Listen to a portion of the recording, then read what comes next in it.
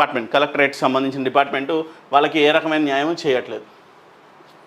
So ఈనాడుకు వస్తే ఎఫ్ఐఆర్కు ఎందుకంత ఆలస్యమైంది? వైద్య విద్యార్థి అత్యాచారం ఘటనపై బెంగాల్ ప్రభుత్వాన్ని నిలదీసిన సుప్రీంకోర్టు. ఉపాధ్యాయుల సర్దుబాటు ఎప్పుడో. మరో లైంగిక దాడి కలకలం. సచివాలయమే సముచితం. రాజీవ్ గాంధీకి నివాళులు అర్పిస్తున్న సీఎం రేవంత్ రెడ్డి, దానం నాగేందర్, వి హనుమంతరావు, బట్టి విక్రమార్క. తెలంగాణ తల్లి విగ్రహం అక్కడే ఏర్పాటు. డిసెంబర్ 9న ప్రతిష్టాపన. రాజీవ్ ముందు చూపుతోనే దేశ ఆర్థిక పురోగతి. ఆయన విగ్రహం పెడతామంటే విమర్శల.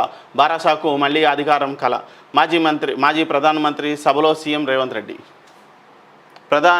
మాజీ ప్రధాని జయంతి సభలో సీఎం రేవంత్ రెడ్డి. జ్వరాలతో విలవిల్లాడుతున్న ప్రజలు. సో అమెరికాకు చోదక శక్తి మనోళ్ళే. సో ఈనాడులో పెద్ద ఇంపార్టెంట్స్ ఏం లేవు. తెరిపిలేని వాన. సాక్షికి వస్తే విగ్రహానికి విగ్రహం బలి. అప్రమత్తంగా ఉండండి. రాష్ట్రంలో విస్తృతంగా వర్షాలు కురుస్తున్న నేపథ్యంలో అప్రమత్తంగా ఉండాలని జనజీవనానికి ఎలాంటి ఆటంకాలు కలగకుండా తక్షణ చర్యలు చేపట్టాలని రాష్ట్ర రెవెన్యూ శాఖ మంత్రి పొంగులేటి శ్రీనివాసరెడ్డి జిల్లా కలెక్టర్లను ఆదేశించారు. విగ్రహానికి విగ్రహం బలి. సచివాలయం ముందు రాజీవ్ గాంధీ విగ్రహం ఏర్పాటు వివాదం మంటలు రేపింది. నేతల విగ్రహాలు కోల్పోయేలా చేసింది. మాటల తూటాలు పేల్చింది. అధికారంలోకి రాగానే రాజీవ్ గాంధీ విగ్రహాన్ని తొలగిస్తామన్న కేటీఆర్ వ్యాఖ్యలకు ప్రతిగా రాజీవ్ విగ్రహంపై చేయి పడితే చెప్పు తెగుద్ది అంటూ CM Revanth Reddy mass warning ఇచ్చారు.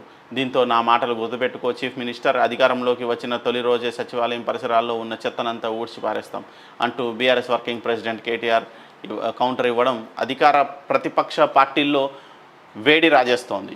చెయ్యి వేస్తే చెప్పు తెగుడే. అక్కడ కొన్ని వందల మంది విద్యార్థులు ఉన్నారు నిన్న అక్కడ సభలో, రేవంత్ రెడ్డి గారి ముందల.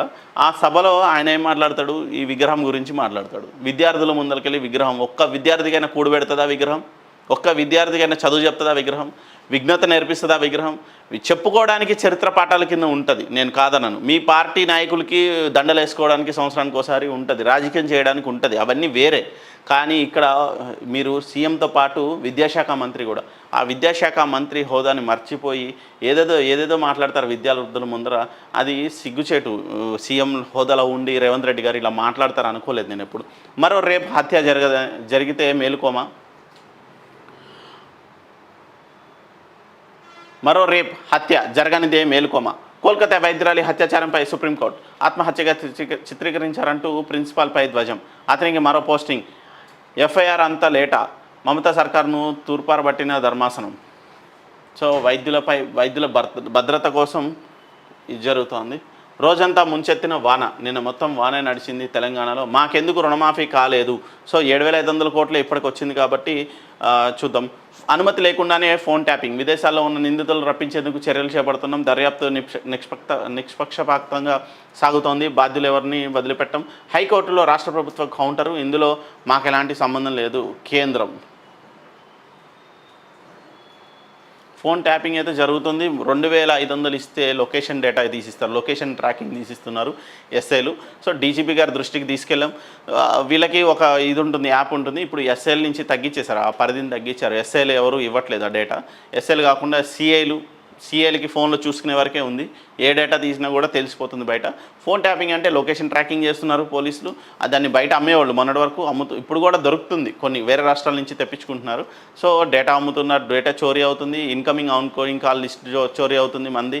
అసలు మీ ఇంట్లో ఉండి మీకేం జరుగుతుందో మీకు తెలియకుండానే మీ డేటా మొత్తం తీయచ్చు, మీ లొకేషన్ తీయచ్చు, మీకు సంబంధించిన అన్ని ఐడెంటిఫికేషన్స్, మీరు ఎక్కడెక్కడ ఏం చేస్తున్నారు అనేది తీసుకునే ప్రయత్నం జరుగుతోంది. సో అంత నిర్లక్ష్యంగా ఉన్నారు పోలీస్ వ్యవస్థ, అడ్డగోలుగా జరుగుతుంది.